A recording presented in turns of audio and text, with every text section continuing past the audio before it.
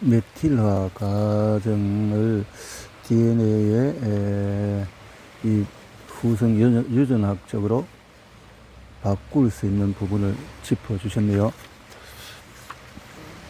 별거 아니라고 넘겼다가 응급실을 찾는 사람들, 자, 그런 이야기들.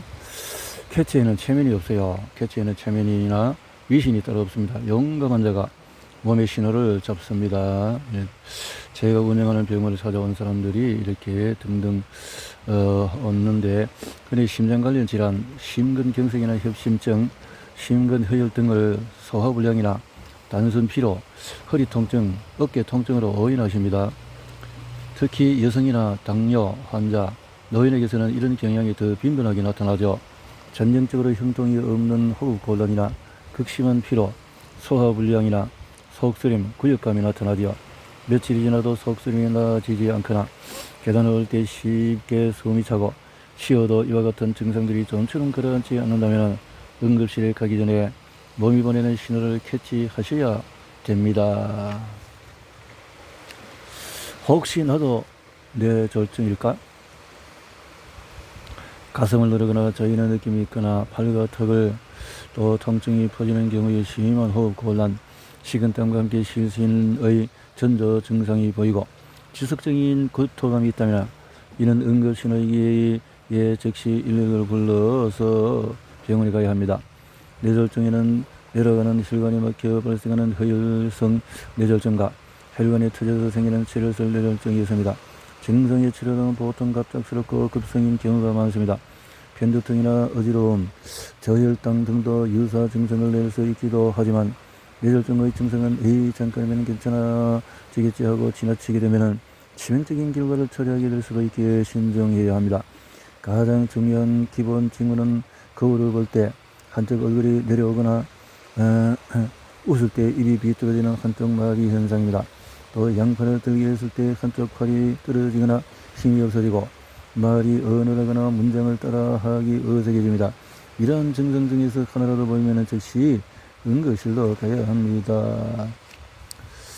급성복증에는 청수염이나 당남염, 또 췌장염, 복막염, 장폐색 등을 의심해 볼 수 있습니다.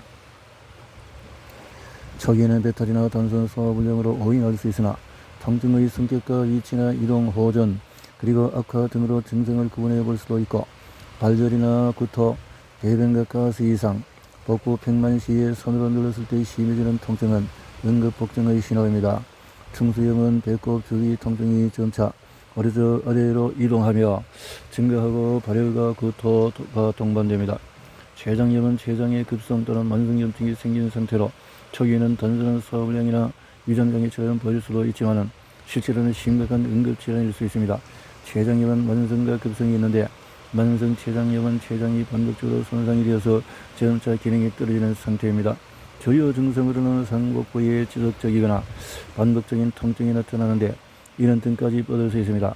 또한 음식 흡수 장애로 인한 영양 결핍으로 체중 감소를 보이다가 소화효소 분비 감소 때문에 기름기 많은 변이나 또 냄새가 심한 변을 보게 됩니다. 혹시 나도 폐혈증일까? 폐혈증은 감염에 대한 몸의 조절이 안 되는 비정상적인 반응으로 인해 장기 기능 이상이 생기는 상태입니다. 진행하면 폐혈성 쇼크와 다기관 부전으로 악화될 수가 있어서 빠른 대응이 생명과 예후를 좌우합니다. 전신 증상으로는 고열이며 특히 노인의 경우에는 저체온증이 오기도 합니다. 호환이나 떨림이 동반되고 극심한 피로와 무력감, 전신 근육통을 호소합니다.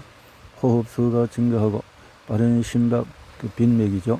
빈맥, 어지럼과 취약감인 또 혈압 저하 징후가 나타납니다. 신경학적인 변화로는 혼돈, 혼미하며 의식저하와 말이 어눌해지며 특히 노인들의 갑작스러운 혼동은 폐혈증의 중요한 신호 중의 하나입니다.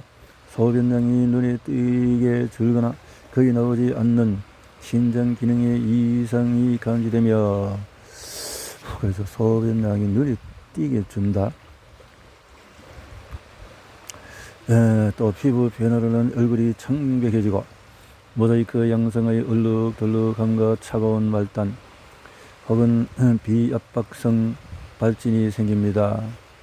심한 경우에 피부가 황색이나 청색으로 변색될 수 있습니다. 국소적인 감염증으로는 감염 부위의 상처, 폐, 또 여로 등의 발적, 통증, 농, 부종이 동반될 수도 있습니다.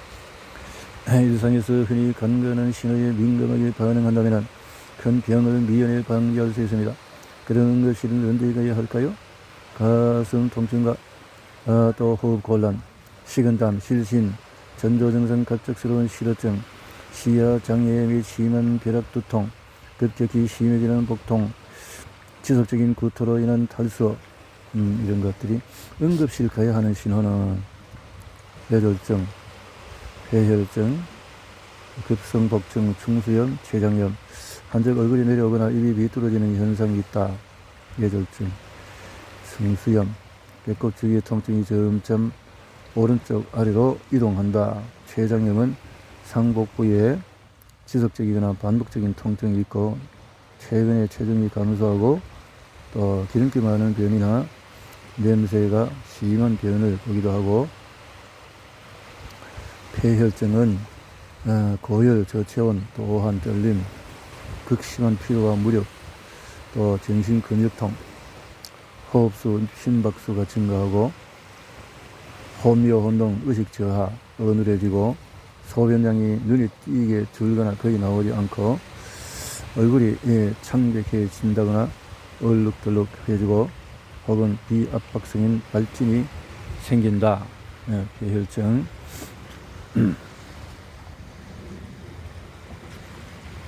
자, 이런 폐혈증이라는 즉시 119로 부르자. 병원에 간다면 진단과 치료에 도움이 될 수 있게 의사에게 꼭 알려야 할 정보가 있습니다.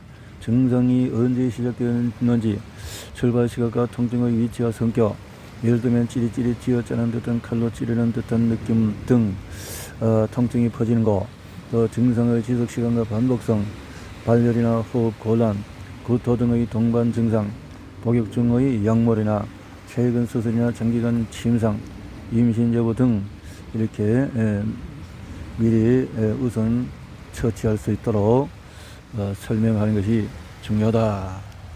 그렇네요.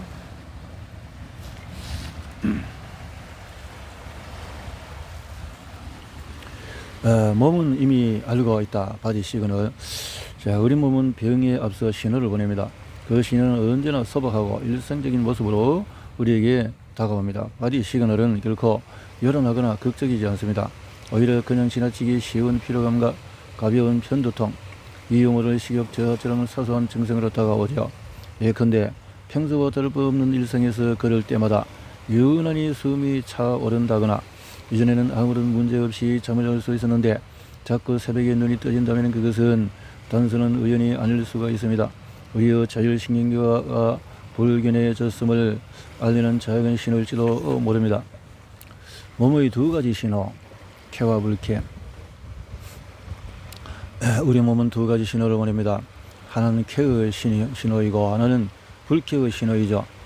대부분은 불쾌의 신호에만 주목합니다. 통증이나 피로, 또 불편감, 졸림, 따가움, 어지러움, 메스꺼림, 뻐근함, 이것들은 우리에게 당장 행위의 중지와 생활의 계획을 요구하는 것처럼 다가옵니다. 우리는 이런 신호를 문제로 인식하고 해결하려고 하죠. 머리가 아프면 두통약을, 배가 아프면 소화제를 복용합니다. 하지만 쾌의 신호는 어떨까요? 우리는 이것을 단순히 기분 좋은 느낌 정도로 치부합니다. 의미 있는 정보가 아니라 그저 즐거운 감각으로만 받아들이려고 하죠. 사실 이런 데에는 그럴 만한 이유가 있습니다.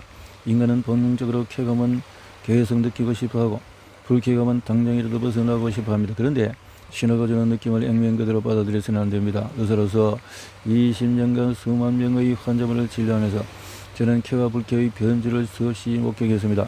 그리고 쾌와 불쾌 둘 다 똑같이 중요한 생존 신호이며 그 이면에서 작동하는 기제가 동일한 원리에 따라 움직인다는 사실을 깨달았죠. 또한 진료실에서 환자분들의 예후를 추적 조사하면서 쾌와 불쾌가 더 높은 차원의 쾌와 불쾌를 불러온다는 사실도 알게 되었습니다. 먼저 우리에게 익숙한 불쾌의 신호부터 보겠습니다. 첫째, 통증을 조직 손상의 알림으로 보는 경우, 손가락을 뜨거운 냄비에 대었을 때 화들짝 놀라는 이런 조직이 손상된다는 거죠. 급성 통증은 손을 떼라, 자세를 바꿔라, 움직임을 멈춰라, 술을 그만 마시라 등과 같은 당장 행동을 바꾸라는 신호입니다. 예를 들어 만성 피로를 느끼는 환자분이라면 갑상선 기능 저하나 당뇨병, 우울증, 심부전 등을 의심해 볼 수가 있습니다. 반면에 쾌감은 우리에게 현재 상태가 계속 유지되어야 함을 말해줍니다. 이를테면 운동 후의 상쾌함을 느끼는 내 몸은 이것이 옳다라는 것을 말해주고 있죠. 운동을 마치고 느끼는 그 기분 좋은 느낌, 땀을 흘리고 샤워를 한 후의 상쾌함, 좀 더 건강해진 것 같은 만족감 등은 우리에게 일시적인 기분이 아니라 명확히 쾌감의 근원이 무엇인지를 말해줍니다. 운동할 때 뇌는 엔돌핀, 도파민, 세로토닌을 분비합니다. 일종의 보상 호르몬이죠. 몸이 잘했어, 계속해 라고 칭찬하는 방식입니다.